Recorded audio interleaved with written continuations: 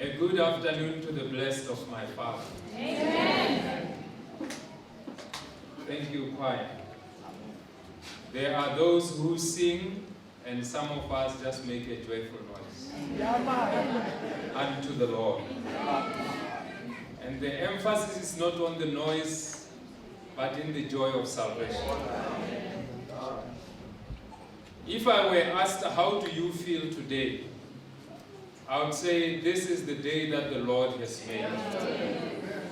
For us to rejoice and be glad in it. And I'd like to say to Moitluf, congratulations. You have come this far by faith. The Lord has led you through the valleys and the mountains and challenges and straight paths of this way, so that today we may crown Him and nobody else. That's what Moesi can say. And because a child is being born today, in Botswana we don't celebrate alone. That's why we have so many people here at Moitluf today. We even have sisters all the way from Botswana to celebrate with us. Let us pray. Loving Lord, this is your way. May He, the Holy Spirit, take us truly into your presence in Jesus' name. Amen. Take off your sandals. Whenever you took off sandals in those days, that meant respect, honor, and submission to an authority higher than yourself. Taking off sandals, brothers and sisters, meant that you are renouncing any claim of a possession of anything. And number 3, that expressed that you are giving yourself entirely to the meaning of the place where you are standing. And that is exactly what Moses did. And there are 4 principles that I'd like to share with you, Moitluf, as you will be organized today. After all we have done, after the hard work and the programs that we have put in place to bring and draw so many people, I want to say to you this morning, take off your sandals. And principle number 1, God chooses improbable people to do impossible things. God always chooses improbable people to do impossible things. Think of Moses. This was a man who was a criminal on the wanted list of Egypt. And here he is, as he is tending the sheep out there in Midian. God himself in his power, when he thought it's all gone, I'm done, there's nothing else that I can do. Brothers and sisters, God appears in a burning bush. And allow me to say to you, when God gives a promise, it's not accomplished in your power, but in his power. Remember, Moses had tried before. He had the dream. He knew what was to be done. He knew that one day, he knew the promise that one day they will leave the land of Egypt and go to the land of promise. Back to the land of their parents. But he had the dream. He had zeal without the vision of God. Allow me to say to you, Moitluf, as you are today being born, being birthed, and today as the midwife will be coming in, Pastor Mitleni, this afternoon, I want to say to you, don't ever have zeal without the mission of God in mind. It's very easy to come up with programs. It's very easy to use your own education and your power. Remember, Moses, according to Acts chapter 7, verse 22, he was educated in all the education of Egypt. PhD, he had. Master's degree, he had. He was from the house of Pharaoh, but he lacked the vision of God. He had an idea. God wants to rescue his people. But he thought because he was well equipped in combatancy, he could then kill an Egyptian and all Israel is free. Until God himself comes to him and he says, yeah, you are now a failure. Failure for me as God is a fertilizer for success. Oh, Jesus. Yeah. God chooses improbable people. Imagine a woman unmarried giving birth to Jesus Christ. Hey. God uses the improbable to do the impossible. You are saved. You call yourself a Christian because Christ was born of a woman who was not expected to be pregnant. But the Holy Spirit came. You are here as Moetloof today. Look at the houses around you. How are we going to enter all these places? The question is how? Yes, in your power. Though you may be a CEO, though you may have been an elder for 20 years, though you have preached in many places, I want to say to you today, if you go in your zeal, it will not be possible. But God has chosen you as Moetloof in this difficult place because He is God.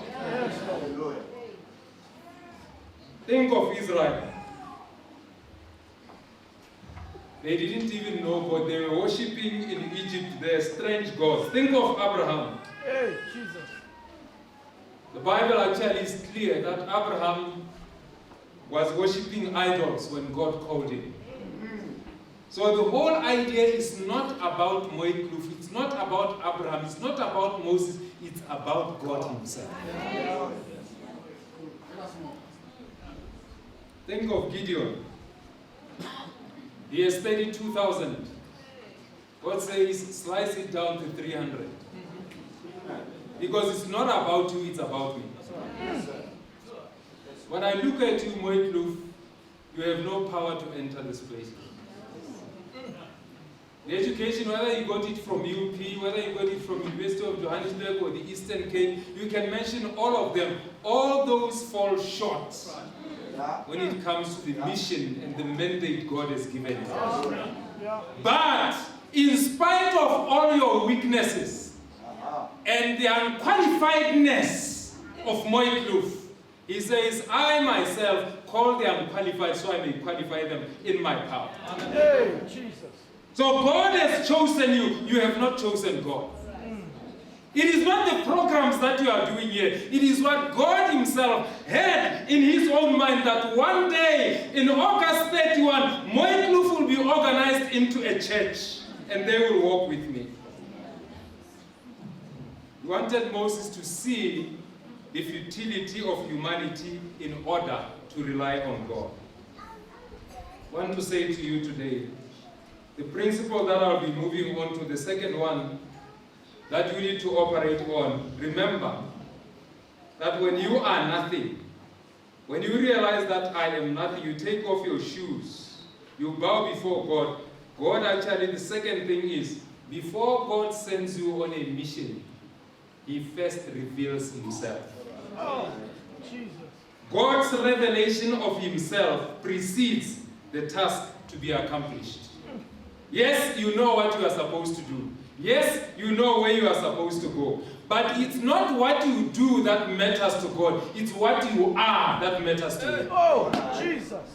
So God is not in the business of doing. God is in the business of being. And when He is, and He reveals Himself in the bush, then Moses becomes like God, and he can go as though God is going Himself. And if you don't agree with me, you can go to the bonus chapter 4 of Exodus. He says, now because you don't believe me, throw down your stick. And he throws the stick down, and this place where he's throwing the stick is called holy ground. All of a sudden, the ground gives life to a non-animate object because God is present. And the man who thought it's just a stick, he runs away. God says, hey, Oza, come back here. Hold it by the tail. And he holds it, and it turns into a stick. And when you read and go on, you discover that Moses doesn't call it anymore his stick. He calls it the stick of God. Allow me to say to you, when you take off your shoes, your suit doesn't matter. I've seen people at times when you say, let's pray, they take the Bible and they kneel on the word of God to protect themselves using the word of God. The label rainbow becomes more important than the one who created the one who made the rainbow. When God reveals himself, you forget I'm a CEO. When God reveals himself, your experience ceases. Yeah. When God reveals himself, your PhD doesn't matter anymore. Yeah. He beholds the bush and he goes on his knees and he covers his face because he has seen one greater than himself, one greater than the world. He forgets the sheep and the goats. He forgets I'm a shepherd because he has seen one greater than he is. Acts chapter 7 verse 22 tells us that he was educated, he had all the letters, but he forgets about the letters. He takes his sandals and worships and covers his face, and then God says to him, I am who I am. What does that mean? Everything else is because I am. Including you, yourself. You are here because I have created you as God. You are because I am. Remember in the New Testament, the same one who was in the bush, Jesus Christ says, I am the bread of life. I am the light of the world. He says to them, before Abraham was, I am myself. And when God gives birth to a church, God himself has to be revealed all the time. Remember that in the Old Testament, he says to them, to Moses, I want you to go to Egypt and rescue them. That's my church in the Old Testament. And in the New Testament, when Peter confesses that Jesus is the Son of God, Christ then says, upon this rock I will build my church, and the gates of hell shall never prevail over it. So I want to say to you, God's revelation of himself precedes the task that has to be accomplished. So my plea with you, Moikloof, is that first and foremost, behold the Lord. Then you'll be with the Lord when he does a new thing. Number 3. Point number 3. Worship to God is the distinguishing factor that God has rescued his people. In other words, he says to Moses, when all this has been done, in chapter 12, verse 12, when all this has been done, you will come and worship me right in this place. So in other words, before you start, the work is already done. He says to him, get the mission clear, Moses. I have revealed myself to you, but the mission for you is to go and rescue my people. I would like to see in Moikloof church today, the Chinese in this church. I would like to see in your church today, as Moikloof, I want to see people from all nations coming to this church to worship. Because when I, God, am there, and I'm the distinguishing factor, and you worship me, everyone else will see me as God. When people come, they will be pointed at God. That's why today, as you are organized as Moikloof, remember, you are organized to worship God, not to be like any other club. One distinguishing thing is the presence of God, and not the activities that you do. There are so many philanthropists out there. There are so many clubs, Lions Club and all other clubs, that can do what the church can do. But there's one thing that the church cannot do, is to replace the presence of God in their lives. Amen. And then the final point, because time is not on our side. His presence is the secret of mission advancement. God's presence is what makes us successful as God's children. We have a choir here that is singing. And the Bible, God once said to the children of Israel, take away your instruments. Take away your singing. I don't even want your tithes and offering. Why? Because those were now giving glory and praises to them and not to God. Hey. When God is present, our singing is mingled with the blood of Jesus Christ. Hey. When God is present, I don't take center stage. I dignify God and never ever humanize Him. And Moses understood this very well because he knew that God was with him. He was present to announce the call to Moses. He was present at the Red Sea and the Red Sea parted because he was present. He was a pillar during the day, and a pillar by night and a cloud during the day. Because God was present, the water parted. When God was present with them and they came to a place where there was no water, God said to Moses, you go and hit the rock. And when he hit the rock, water gushed out because God was present and Christ is the rock. When the sons of Korah attacked Moses, he tended to the presence of God. And God dealt with the case. Allow me to say to you, Moetluf, many churches have divided and some have been shut down because people are trying to project themselves over the glory of God. And be careful of that. Because when you are aware of the presence of God, when the sons of Korah come against you, you kneel down before God and call on God to protect you. Yeah. Because that's what he said to Abraham. Abraham, I will protect you. And I will take care of you. I'll make you a great nation. Whoever curses you, curses me. Whoever blesses you, I will bless. Whoever comes to you, that will be my particular individual and person that I have chosen. When even his own brother and sister attacked him, you remember? Yeah. And they mocked him over an African woman that he married. That was Aaron and Miriam. He said, how can you marry Zipporah of all the women? Why would you do such a thing? Moses fell down before God, and God himself dealt with the case. Moetluf, I know you may have experience and be coming from churches where you know how to fight. As you are established in a church, as a church, I want to say to you, your past and your baggage must remain here. Hey. And Christ must take over. Yes, Lord. His presence must be your light all the day, each and every day of your life. When Miriam and Aaron came against him, the Bible tells us that Miriam herself was leprous. And Moses knelt down and prayed for her to be healed. Hey. Allow me to say, when God calls you, He doesn't call you to do the common things. In South Africa, when you have done something wrong, you deserve to be punished, isn't it?